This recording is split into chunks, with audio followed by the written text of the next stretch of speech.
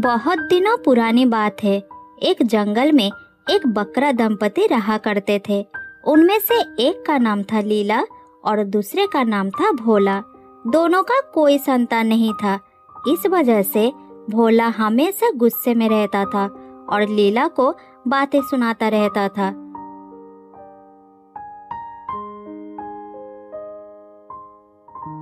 एक दिन की बात है, लीला घास चरने के लिए जंगल में गई। वो बहुत दुखी थी और मन ही मन कुछ सोच रही थी। हम दोनों एक संतान के लिए कितना संघर्ष कर रहे हैं, लेकिन अब तक हमें कोई संतान का सुख प्राप्ति नहीं हुआ। संतान ना होने के वजह से मेरा पति मुझसे नफरत करने लगे हैं। पता नहीं कब मुझे संतान होगी। इस जंगल में सारे पशु पक्षी सबकी अपनी अपनी संतान है। बस मैं ही एक बदनसीब हूँ जिसे सालों से संतान का सुख नहीं मिला। ये सब सोचते सोचते लीला अनजाने में जंगल के अंदर चली जा रही थी और अपने जीवन के दुख को याद करके रोई जा रही थी। लीला बरसों से एक संतान के लिए तरस रही थी, परंतु अभी भी उसे संतान सुख नहीं मिली। तभी लीला की नजर एक झाड़ियों के पास गई। उधर एक बाघ का बच्चा जख्मी हालत में बैठा था। उसके पैरों में गहरे घाव लगे थे जिसमें से खून निकल रहा था। तब लीला उसके पास गई। मुझे बचा लो, मुझे बहुत दर्द हो रहा है। पिताजी, कहाँ हो तुम? अरे बेटा, तुम्हारे पैरों में चोट कैसे लगी? इसमें से खून भी निकल रहा है। एक भेड़िया मेरे ऊपर हमला कर दिया। मैं दौड़कर इस झाड़ियों के पीछे छुप गया। वो मेरा पीछा कर रहा है। मुझे उस भेड़िए से बचा लो। हाँ, तुम पहले उठने की कोशिश करो। मैं तुम्हें अपना घर ले जाऊंगी। तभी दूर से एक भेड़िया दौड़ते हुए आ रहा था। उसे देखकर लीला बाघ के बच्चे को लेकर वहां से भागते हुए अपने घर में आती है।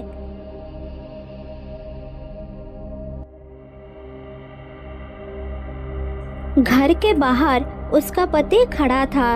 लीला को देखकर उसने कहा, आ गई तुम मनहूस कहीं की, और इस बाघ के बच्चे को क्यों साथ लाई हो? क्या तुम बाघ के हाथों मुझे मरवाओगे? नहीं जी, ये बच्चा बहुत जख्मी था। इसके पीछे एक भेड़िया पड़ा था, इसलिए मैं इसे अपना साथ लेकर आ गई हूँ। इधर बैठो बच्चे, मैं तुम्हारे जख्म पर मरहम लगा देती हूँ। कुछ ही दिन में तुम्हारा घाव ठीक हो जाएगा। तब मैं तुम्हें तुम्हारे घर तक छोड़ आऊंगी, ठीक है? लीला की बात सुनकर बाघ का बच्चा जमीन पर बैठ जाता है और लीला जंगल के पेड़ पौधों से एक मरहम तैयार करके उसके घाव में लगा देती है। तब भोला गुस्से में लीला को कहता है, खुद की औलाद तो पैदा नहीं कर पा रही और दूसरे के बच्चों की सेवा करने में लगी है। मनहूस कहीं की, पता नहीं कहां से मेरे जीवन में आ गई।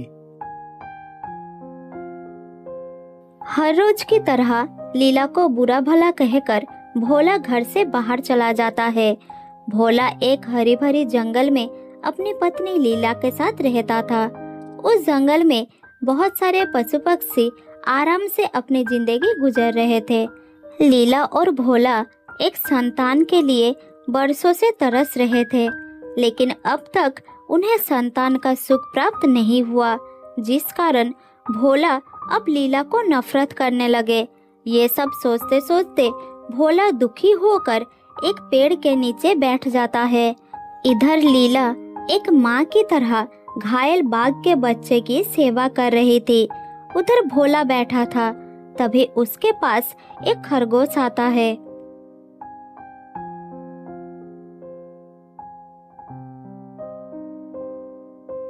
क्या बात है भोला भाई, बड़े उदास लग रहे हो। बीवी छोड़ के भाग गई क्या? क्या बताओ खरगोश भाई, मेरी और लीला की शादी 5 साल हो गए हैं, लेकिन अब तक हमें संतान का सुख नहीं मिला भाई। पता नहीं कब लीला की संतान होगी और कब मैं पिता बनूंगा। इस बात से दुखी हूँ भाई। एक बात बताओ भोला भाई, तुम लीला को छोड़ दो और दूसरी शादी कर लो। मुझे लगता है कि लीला तुम्हें कभी भी पिता बनने का सुख नहीं दे सकती। मेरी बात मान लो, अगर पिता बनना है तो दूसरी शादी कर लो। इतना कहकर खरगोश वहाँ से चला जाता है। तब भोला सोचता है, बात तो सही कहा खरगोश ने। लगता है सच में लीला संतान जन्म नहीं दे सकती। उसे मेरे जीवन से हटाना ही होगा। अभी जाकर मैं लीला को अपने घर से और अपने जीवन से निकाल दूंगा। इधर लीला उस बाघ के बच्चे के पास बैठी थी और बाघ का बच्चा कुछ कह रहा था। मैं अपने पिताजी के साथ रहता हूँ। हम जंगल के पास एक पहाड़ी गुफा में रहते हैं। मैं अनजाने में चलते चलते जंगल के भीतर आ गया था। तभी उस भेड़िए ने मुझ पर हमला कर दिया और मैं झाड़ियों में छुप गया। बेटा, ऐसे अकेले घर से नहीं निकलना चाहिए था। अगर तुम्हें कुछ हो जाता तो तुम्हारे पिताजी को कितना दुख मिलता। अब से कभी भी तुम अकेले घर से मत निकलना। जब तुम्हारा घाव ठीक हो जाएगा तब मैं तुम्हें अपने घर छोड़ आऊंगी। ठीक है, अब आराम करो।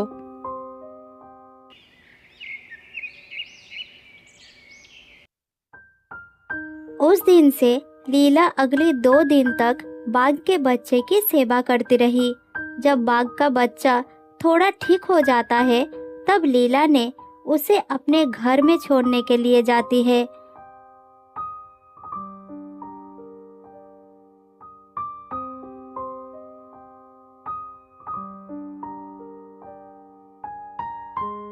गुफा से थोड़ी दूर उसे छोड़कर लीला अपने घर में वापस आ जाती है और जैसे ही वो घर के सामने आती है तब घर के दरवाजे पर भोला उसे रोक देती है।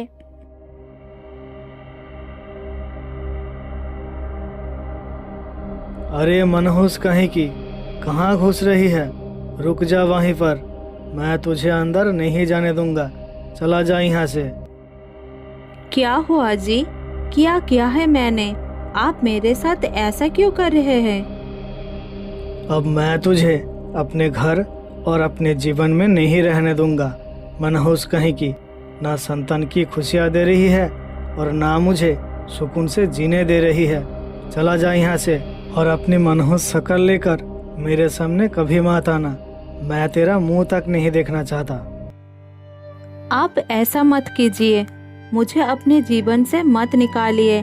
मैं आपके सामने हाथ जोड़ती हूँ, विनती करती हूँ आपसे। कहाँ जाऊंगी मैं? किसके सहारे जीऊंगी? आप मुझ पर दया कीजिए। लीला ने भोला के सामने विनती करती रही, लेकिन भोला ने एक भी बात नहीं सुना और लीला को धक्के मार के अपने घर से निकाल दिया।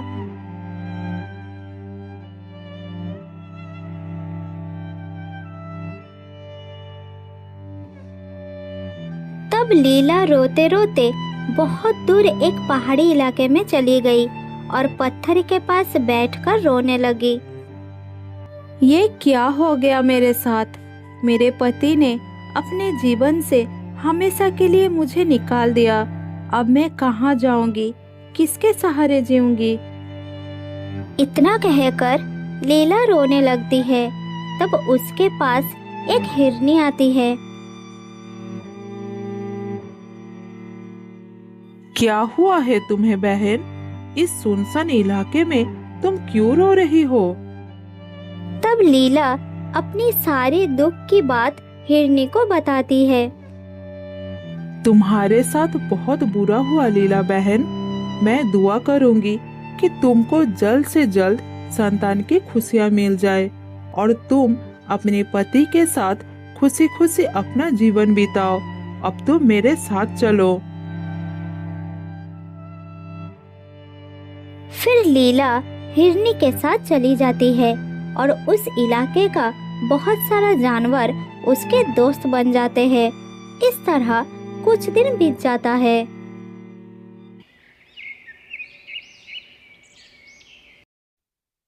एक दिन लीला घर के बाहर खड़ी थी। तभी उसके पेट में बहुत दर्द होने लगती है और उससे उल्टियाँ होने लगती है। उसे इस हालत में देखकर हिरनी और भालू वहाँ पर आ जाते हैं। तब हिरनी लीला से पूछती है, लीला बहन, क्या हुआ? तुम्हें उल्टियाँ क्यों आ रही है? पता नहीं बहन, सुबह से मेरे पेट में बहुत दर्द हो रहा है और उल्टियाँ भी हो रही है। कुछ दिनों से मेरा पेट थोड़ा बड़ा भी लग रहा है। हाँ हाँ, मैं भी देख रहा हूँ, तुम्हारा पेट थोड़ा बढ़ गया है। मुझे लगता है लीला बहन तुम खुशखबरी देने वाली हो। तुम सच कह रहे हो? लीला बहन माँ बनने वाली है? हाँ हिरनी बहन, लीला बहन के ये लक्षण गर्भवती होने के लक्षण है। मैं इस लक्षण को अच्छी तरह से जानता हूँ। मुझे तो पूरा यकीन है। क्या मैं गर्भवती हो गई हूँ? मैं माँ बनने वाली हूँ? तुम सच कह रहे हो? हाँ लीला बहन, तुम माँ बनने वाली हो। बहुत बहुत बधाई हो तुमको। मैं माँ बनने वाली हूँ? हे भगवान, तेरा बहुत बहुत शुक्रिया। अब मेरा पति मुझसे नाराज नहीं होंगे। अब वो मुझे अपने साथ रहने देंगे। मुझे तुरंत ये खुशखबरी मेरे पति को देनी होगी। ये खुशखबरी सुनकर मेरे पति खुशी से झूमने लगेंगे। मैं और इंतजार नहीं कर सकती। तुम सबका बहुत बहुत शुक्रिया मेरी ख्याल रखने के लिए। अब मैं चलती हूँ। इतना कहकर लीला तुरंत वहां से अपने घर की ओर निकल गई। वो ये खुशखबरी अपने पति को सुनाने के लिए छटपटा रही थी। उसके सामने बहुत बड़ा जंगल था। वो जल्द से जल्द जंगल को पार करना चाहती थी। तभी आधा रास्ता तय करने के बाद लीला बहुत थक जाती है और एक पेड़ के नीचे रुकती है। आह, बहुत थक गई हूँ। यहाँ पर थोड़ी देर आराम कर लेती हूँ। लीला पेड़ के नीचे बैठकर आराम कर रही थी। तभी वहाँ पर एक बाघ आ जाता है और लीला के सामने आकर खड़ा हो जाता है और उसे शिकार करने के लिए सोचता है। अरे वाह, ये बकरी तो काफी मोटी और ताजी है। इसे तो खाकर मजा ही आ जाएगा। बहुत दिनों बाद बकरी का मांस खाने को मिलेगा मुझे। अरे, अचानक बाघ कहाँ से आ गया? अब मैं क्या करूँ? किधर जाओ? अब मैं तुझे अपना शिकार बनाऊंगा। अब तेरा अंतिम समय आ गया है। 3 दिन से मैं शिकार की तलाश में भूखा प्यासा जंगल में इधर उधर घूम रहा था, पर आज मैं तुझे खाकर अपनी भूख मिटाऊंगा। अब तुझे मेरे हाथ से कोई नहीं बचा सकता। तू मरने के लिए तैयार हो जा। बाघ दादा, आपको इस जंगल में शिकार करने के लिए बहुत सारा जानवर मिल जाएंगे। मैं आपके सामने हाथ जोड़ती हूँ, मुझे मत खाइए। नहीं, मैं तुझे ही खाऊंगा। अगर शिकार का बात मानता रहूंगा तब तो मैं भूखा ही मर जाऊंगा। मैं तेरा बात नहीं मानने वाला। बाघ दादा, मैं गर्भवती हूँ और मुझे माँ बनने का सुख 5 साल बाद मिला है। मैं ये खुशखबरी अपने पति को देने जा रही थी। मैं आपसे विनती करती हूँ, मुझे जाने दीजिए। नहीं नहीं नहीं, मैं तुझे नहीं जाने दूंगा। अब तू मेरा खाना बनने वाली है। लीला बाघ के सामने गिड़गिड़ाती रही, लेकिन बाघ ने उसकी बात नहीं मानता। तब लीला अपनी मौत को सामने देखकर अपने पति को याद करने लगती है। फिर बाघ से कहती है, ठीक है बाघ दादा, शायद मेरे नसीब में आज मरना ही लिखा है, पर मरने से पहले मेरी एक आखिरी इच्छा पूरी कर दीजिए। ठीक है, बता, क्या है तेरी आखिरी इच्छा? मुझे बहुत प्यास लगी है, मुझे थोड़ा पानी पिला दीजिए। ठीक है, पास में मेरा घर है, तू मेरे साथ चल। मैं वही तुझे पानी पिला देता हूँ और फिर तुझे वही खा लूंगा। ठीक है बाघ दादा, खा लेना, लेकिन अब मुझे थोड़ा पानी पिला दीजिए। फिर बाघ लीला को साथ लेकर अपने घर की ओर जाने लगता है।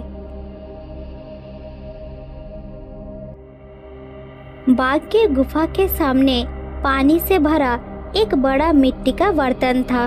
बकरी ने बर्तन से जी भरकर पानी पिया, फिर वो चुपचाप खड़ी रही। इसी बीच बाघ बकरी को खाने के लिए आगे आ रहा था। तभी गुफा से बाघ का बच्चा निकल आता है और जब उसने बकरी को देखा तो उसे पहचान लिया। तब उसने अपने पिता को रोका और कहा, नहीं पिताजी, ये वही बकरी है जिसने उस दिन मेरी जान बचाकर मेरी 3 दिन तक सेवा की थी। आप उसे बचा लीजिए पिताजी। अपने बेटे की बात सुनकर बाघ ने लीला के सामने माफी मांगता है। बहन, मुझे माफ कर दो। तुमने मेरे बेटे के जान बचाने के लिए अपनी जान जोखिम में डाल दी। मेरे बच्चे ने मुझे बताया कि पहले भी तुमने उसकी जान बचाई थी। मुझे माफ कर दो बहन। अब मैं खुद तुम्हें तुम्हारे पति के पास छोड़ आऊंगा।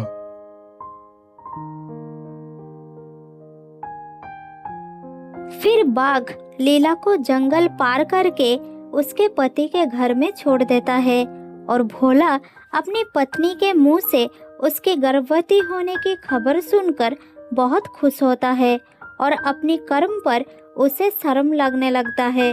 फिर वो अपनी पत्नी के सामने माफी मांगने लगता है। कुछ महीना बाद लीला छोटे छोटे 2 बच्चों की जन्म देती है और अपने पति के साथ खुशी खुशी जिंदगी बिताने लगती है। बहुत साल पहले की बात है। बंगाल में सुंदरबन नाम का एक बहुत ही सुंदर जंगल था। उस जंगल में बहुत सारा जानवर मिलजुल कर रहते थे। उस जंगल का राजा था शेर खान, जो दिल का बहुत ही अच्छा था। शेर खान ने जंगल का सभी जानवरों का अच्छी तरह से ख्याल रखते थे।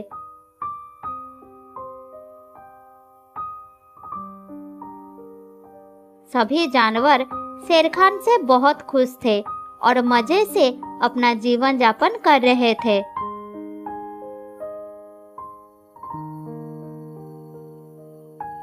फिर एक दिन जंगल की नदी में एक मगरमच्छ आया।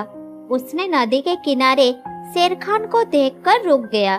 फिर शेर खान ने उससे बोला, हमारे जंगल में तुम्हारा स्वागत है मगरमच्छ भाई। इस जंगल में सब एक दूसरे के साथ प्यार से रहते हैं। अगर तुम्हें भी यहाँ रहना है तो तुम्हें भी सबके साथ प्यार से रहना होगा। ये ही हमारा जंगल का नियम है। हाँ हाँ, मुझे भी शांति और एकता में रहना बहुत पसंद है। आप बिल्कुल फिक्र ना करें, मैं यहाँ किसी को नुकसान नहीं पहुँचाऊंगा। मैं इस जंगल का राजा हूँ। अगर तुम्हें भी कोई परेशानी होगी जरूर मुझे बताना। मैं नहीं चाहता कि इस जंगल का कोई भी प्राणी मुसीबत में रहे। आप बहुत दयावान हैं महाराज। अगर आप मुझे अपने जंगल के सभी जानवरों से मिलवाएंगे तो मुझे बहुत खुशी होगी, क्योंकि हमें इस जंगल में एक साथ रहना है। हाँ हाँ, जरूर मिलवाएंगे। मैं अभी सबको बुलाता हूँ। शेर के बुलाने के बाद कुछ ही देर में उनका 2 अनुचर सियार और बंदर आ जाते हैं। क्या बात है महाराज, इतनी जल्दी हम सभी को यहाँ क्यों बुलाया है? हाँ महाराज, क्या बात है? कोई परेशानी तो नहीं है महाराज? नहीं नहीं, कोई परेशानी नहीं। मैं तुम सभी को जंगल के नए सदस्य के बारे में बताने के लिए बुलाया हूँ। नया सदस्य? कौन है वो? क्या वो आज ही इस जंगल में आए हैं? शेर खान ने मगरमच्छ की तरफ इशारा करते हुए बोलते हैं, ये है हमारे जंगल के नए सदस्य। ये आज ही इस जंगल में आया है और आज से हमारे साथ ही रहेंगे। मैं तुम सबसे मिलकर बहुत खुश हूँ। मुझे ऐसा लग रहा है कि इस जंगल में मेरे दिन अच्छे से कटेंगे। तुम सब बहुत अच्छे हो। सभी जानवर नदी के पास बैठ जाते हैं और बातें करने लगते हैं। थोड़ी देर बाद वो सब अपने अपने घर चले जाते हैं।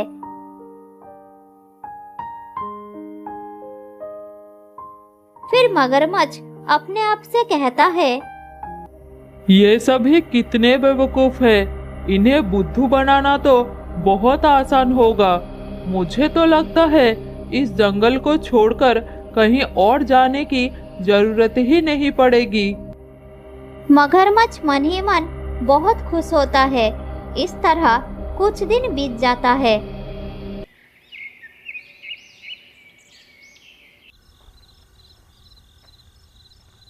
एक दिन रात को खरगोश जब जंगल में घूम रहा था, तब वो अचानक कहीं गायब हो जाता है।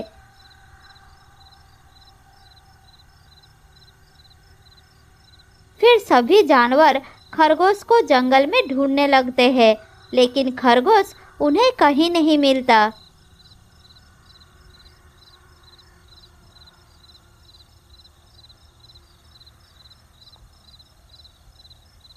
अचानक खरगोश कहाँ गायब हो गया? मुझे तो कुछ समझ में नहीं आ रहा। हो सकता है खरगोश दूसरे जंगल में अपने रिश्तेदारों से मिलने गया होगा। 1-2 दिन में वापस भी आ जाएगा। तुम सब चिंता मत करो, अपने अपने घर जाओ। शेर की बात मानकर सभी जानवर खरगोश के गायब होने का बात नजरअंदाज कर देते हैं, लेकिन फिर भी हर दिन जंगल से एक जानवर गायब हो जाता है। ये देखकर जंगल के सभी जानवर बहुत डर जाते हैं और जानवरों को डरते देखकर शेर भी बहुत परेशान हो जाता है। अचानक जंगल से जानवर कहाँ गायब होते जा रहे हैं। हर दिन कोई ना कोई जानवर गायब हो रहा है। ये सब क्या चल रहा है मेरे जंगल में? महाराज, गधा भी कल गायब हो गया है।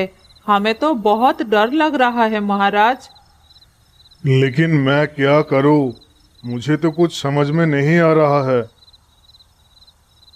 शेर बहुत चिंतित होकर अपनी गुफा की ओर चला जाता है। दोस्तों, मुझे तो लगता है कोई जादू की सहायता से ये सब कर रहा है। मुझे तो ये सोचकर डर लग रहा है कि कहीं आज रात हम तीनों में से कोई गायब ना हो जाए। मेरा तो अभी से हाथ पैर ठंड हो रहा है। मैं तो आज रात मगरमच्छ के साथ नदी के पास वाले पेड़ पर रहने वाला हूँ और उनके साथ बहुत सारी बातें करने वाला हूँ। क्या तुम दोनों भी मेरे साथ चलोगे? हम सब यहाँ इतनी चिंता में है और तुझे मस्ती करनी है। रात भर चिंता करने से जो हो रहा है वो रोक तो नहीं जाएगा। तुम दोनों ऐसे ही चिंता करो, मैं तो चला नदी के किनारे। रात बढ़ते ही बंदर नदी की ओर चल पड़ता है।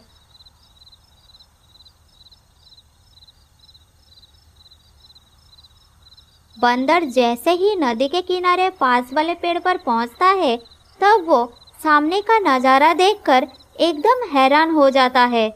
वो देखता है कि मगरमच्छ नदी के बाहर निकलकर जमीन में बैठ जाता है और पलक झपटते ही एक सुंदर सा हिरन का रूप धारण करता है। फिर जंगल के अंदर चला जाता है। ये कैसे संभव हो सकता है? क्या ये कोई मायावी मगरमच्छ है? लेकिन ये हिरन का रूप धारण करके जंगल के अंदर क्यों गया? मुझे इसका पीछा करना होगा। उसके बाद बंदर हिरन का पीछा करता है। पीछा करते करते बंदर जंगल के बहुत अंदर चला जाता है। थोड़ी देर बाद वो मायावी हिरन शेर खान के गुफा के सामने रुक जाता है। बंदर झाड़ियों के पीछे छुपकर चुपचाप बैठा रहता है। ये हिरन महाराज के गुफा के सामने रुक क्यों गया? आखिर ये चाहता क्या है? कुछ देर हिरन शेर खान के गुफा के सामने ऐसे ही चुपचाप खड़ा रहता है। थोड़ी देर बाद शेर खान गुफा से निकलकर हिरन के सामने आता है। बंदर सारी घटना झाड़ियों के पीछे छुपकर देखता है। तुम कौन हो और इतनी रात में मेरे गुफा के सामने क्या कर रहे हो? महाराज, कृपया मुझे मारकर खा लीजिए। मैं जीना नहीं चाहता महाराज। ये तुम क्या बोल रहे हो? मैं तुम्हें तुम्हारे कहने पर क्यों खाऊंगा? महाराज, मैं अपनी जीवन से बहुत दुखी हूँ, इसलिए कृपया मुझे खा लीजिए। नहीं, मैं ऐसा नहीं कर सकता। मैं इस जंगल का राजा हूँ और प्रजा को पालन करना मेरा धर्म है, इसलिए मैं तुम्हें नहीं खाऊंगा। महाराज, मुझे मेरे दर्द भरे जीवन से आज़ादी चाहिए। आप इसका मेरी मदद समझकर ही कर दीजिए। कृपया करिए महाराज, इस प्रजा पर कृपा करिए। जब भोजन का इतना अच्छा प्रस्ताव सामने से आ ही रहा है तो मुझे भी ज़्यादा नहीं सोचना चाहिए। वैसे भी ये अपने जीवन से दुखी है, इसे मारकर मैं इसकी मदद ही करूँगा। फिर कुछ देर सोचने के बाद शेर खान हिरन से बोलता है, ठीक है, मैं तुम्हारी मदद करने के लिए तैयार हूँ। धन्यवाद महाराज। चलिए नदी के पास चलते हैं। नदी के पास? लेकिन क्यों? मैं तो यही तुम्हारी मदद कर सकता हूँ। वो इसलिए कि मैं अपने जीवन को अपनी इच्छा से त्याग दे रहा हूँ। नदी में स्नान करके मैं थोड़ा शुद्ध हो जाना चाहता हूँ। शेर खान हिरन का बात मान लेता है और उसके साथ नदी की तरफ चल पड़ता है।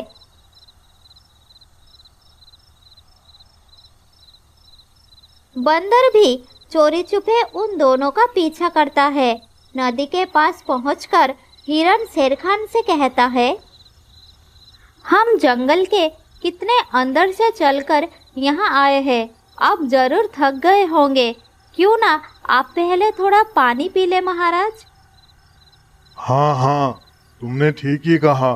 मैं बहुत थक गया हूँ, थोड़ा पानी पी लेता हूँ। शेर खान जैसे ही पानी पीने के लिए नदी की तरफ बढ़ता है, तभी हिरन रूप बदलकर मगरमच्छ बन जाता है। वो शेर पर हमला करने ही वाला था। ठीक उस समय बंदर पेड़ के ऊपर से चिल्लाकर शेर खान को सावधान कर देता है। महाराज, सावधान हो जाइए, जल्दी पीछे मुड़िए। दुष्ट मगरमच्छ आपके ऊपर हमला करने वाला है। शेर खान जल्दी पीछे मुड़कर देखता है कि हिरन की जगह वो मगरमच्छ खड़ा है। शेर के पीछे मुड़ते ही मगरमच्छ फिर से हिरन के रूप ले लेता है। ये सब देखकर शेर खान हैरान हो जाता है। फिर वो कहता है, ये सब क्या चल रहा है मेरे जंगल में? कौन हो तुम? महाराज, ये एक दुष्ट मायावी मगरमच्छ है जो हिरन का रूप बदलकर आपके पास आया था, जिससे वो आपका शिकार करके अपना भोजन बना सके। मुझे तो लगता है कि जंगल में बाकी जानवरों की गायब होने का पीछे का कारण भी यही है। हम सब तुम्हें विश्वास करके यहाँ हमारे साथ रहने का मौका दिया और तुमने हमारे साथ विश्वासघात किया। ये हमारे दोस्तों को खा गया महाराज, इसे तो मार देना चाहिए। नहीं, हम इसे नहीं मारेंगे। सजा देने से बड़ा काम माफ करना होता है। हम इसे आज़ाद कर देंगे। आज से ये हमारे जंगल में नहीं रह सकता।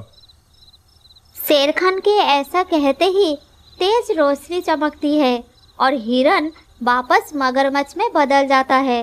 फिर मगरमच्छ कहता है, आपका बहुत बहुत धन्यवाद महाराज। आपने मुझे सदियों पुराने श्राप से मुक्त करवा दिया। कैसा श्राप? और तुम्हें श्राप क्यों मिला था? कई वर्षों पहले मेरी वजह से नदी में नहा रहे एक साधु घायल हो गए थे। नाराज होकर उन्होंने मुझे श्राप दिया था कि जब तक कोई जानवर मेरी गलती होने के बावजूद मुझे हृदय से माफ नहीं करेगा, तब तक मैं श्राप से मुक्त नहीं हो सकता। आज आपने मुझे माफ करके उस श्राप से मुक्त कर दिया। शेर खान उसे माफ तो कर देते हैं, लेकिन उसे जंगल में रहने की अनुमति नहीं देते। फिर मगरमच्छ उस जंगल को छोड़कर चला जाता है।